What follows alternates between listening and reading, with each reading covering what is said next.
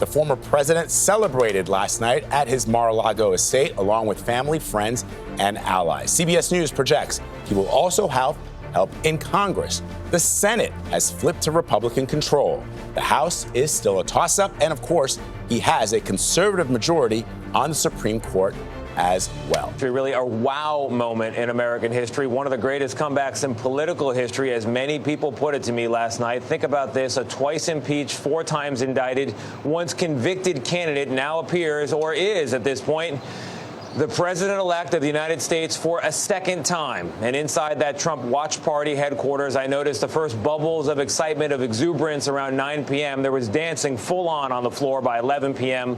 And after the network started projecting Pennsylvania and then Wisconsin in Donald Trump's favor, pure joy from his supporters. I asked people to summarize how they were feeling in one word. I got one person telling me fantastic, another relieved, still another vindicated. And then, of course, they heard from the now president-elect himself. We overcame obstacles that nobody thought possible, and it is now clear. Dude, I feel like am I crazy? Am I being a little too crazy here? I feel like they're like the media is like kind of celebratory of the situation. Like it almost feels like there's an air of excitement that like, oh, Trump is back, ratings are back, we're doing it. Like we're going to do the damn thing. We're going to get the ratings. But yeah, you have these people with the wrong positions. I don't know how you see this and think the answer is she didn't run left enough. Let me address that real quick, actually. This is important for people to understand. When you look at this and you think, oh my God, the broader electorate has shifted right, you are not understanding that there are tens of millions of voters that voted in the prior election for the Democratic Party that is just simply sitting this one out. They felt like they were written off. They just didn't vote. The campaign didn't reach them. The campaign abandoned them. Sometimes openly said, we don't want you. We want Liz Cheney. We want the suburbs. You have to understand. That's why it looks this way. This is simply an abject failure of the Democratic Party. That's all this shows. I kind of regret this point. My point is not really that she shouldn't have gone left per se, is that this country is big and crazy and the answers are not as simple as being more left or more right. No, it is the answer. The answer is address the problems that people are experiencing. Address the fucking problems that people are experiencing. If you do that, then they'll come out and vote for you. Yeah, this can be very misleading. Yusuf Manayer, poli-sci PhD, says, the shift isn't about Trump growing his totals as much as the fact that some 15 million people who voted for Biden in 2020 didn't vote this time. About 155 million votes were cast in 2020, 137 million in 2024. Where did they go and why? That's it. Even in the Biden camp, even in the Biden race, the problem was that Biden should have had a larger victory, but he also did not go far enough in terms of activating people, in terms of motivating people. I remember I covered it, and he barely eked out a victory with 42,000 votes overall. I explained it. I said, if the base doesn't hold out in Philadelphia, in the urban areas, young voters, black voters, brown voters from across the spectrum, then if the base falls because she made no outward communication to these constituents, she just took them for granted. She was like, oh, we have it locked down. She will lose. And she did. And that's precisely what happened. So if I can see it and I'm a fucking idiot, then how the can the Democrats not see it? Are they this blinded? I go back and forth on this because sometimes I think they are just like beholden to corporate interests and whatnot. And then other times I talk to actual campaign staff. I talk to people that work in the DC bubble. And then I realize is that no, they are just blinded. I think that they're just simply blinded. It's not all just ideological purity and loyalty to like third-way neoliberalism across the board. It's not just about being completely captured by corporate interests. I think that plays a role, but that plays a role in the bubble. Philadelphia turnout down 10% from 2020. Detroit is down, but only 3%, so that saves Slotkin. Keela Lacey says, Trump didn't win Pennsylvania, Harris lost it. The consensus from voters and organizers I talked to this week is clear. Democrats have abandoned working class voters, and it's costing them their political lives. It's class war. The focus on minority support for Trump ignores Dems leaving voters on the table. When black people are showing up for Dems, it isn't with unbridled support and unquestioning support. Progressives and independents are the ones courting those voters, not Dems. I want more black voters asking questions in the political parties, recognizing that there is a larger and larger component of the black electorate that is persuadable. I talked about the warning signs about this. The more we we move away, because that's just the passage of time, from the last time that the Democratic Party actually expended social and political capital to defend black people, the more younger black people are open to be convinced by the Republican Party. And it's even then, it's going to be by slim margins. But the fact that it even exists is specifically because the Democrats are not offering anything. And I don't mean offering something purely on racial boundaries, by the way. The civil rights movement is one thing. But even like offering things to young black men that you could offer to young men all across America and to young women as well. This requires you to have universality in mind when you legislate, okay? If you don't have universality in mind when you are pushing a legislative agenda, you are going to fall short of what is necessary. If you constantly try to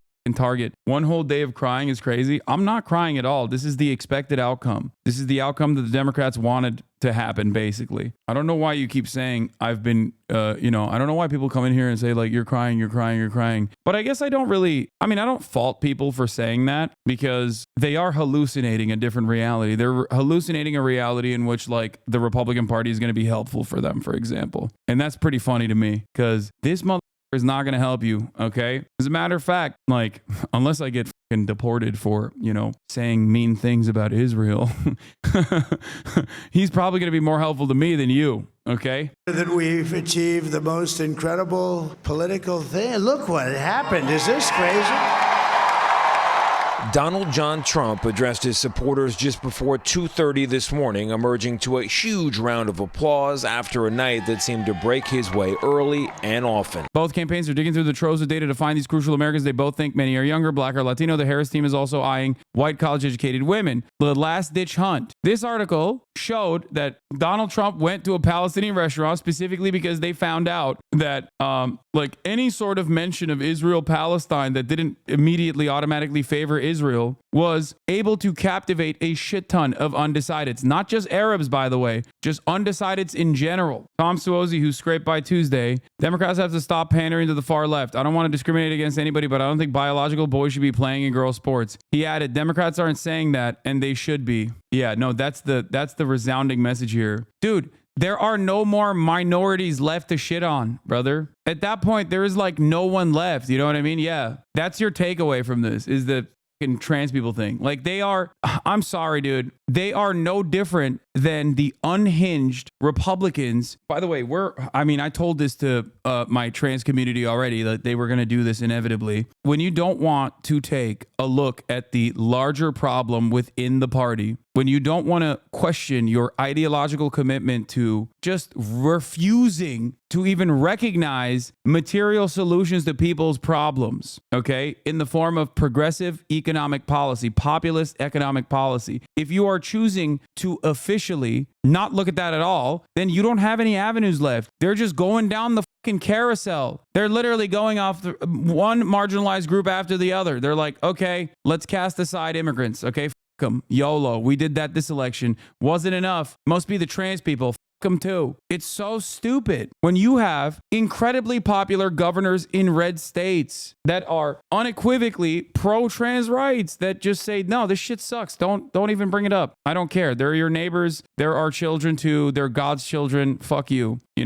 Stay out of their own damn business. Mind your business. One thing that I also have to say here, one thing that I have to remind people here is that there is genuinely a commitment from the Democratic Party that they are duped by Republican messaging. They believe it too. Just like we talked about the demographics of destiny narratives, right? Which are inherently racist, no matter who is pushing it. They also believed in the lies that the Republicans were fucking committed to. For example, when they chose Tim Walz and the Republicans were like, aha, you fucked up big time. Nobody wants a loony like Tim Walz, the radical socialist. Only person with a positive approval rating in the race, by the way. JD Vance underwater, Donald Trump underwater, Kamala Harris underwater, Tim Walz the only person with a positive approval rating in the race. They believe their own lies. The Republicans do believe their own lies. They do legitimately think that yeah, you're right. A popular progressive guy is going to be viewed as a radical loony by the broader electorate. That's what they think. Meanwhile, that's not how the electorate views it at all. But it doesn't matter because the Democrats hear that and they also believe it.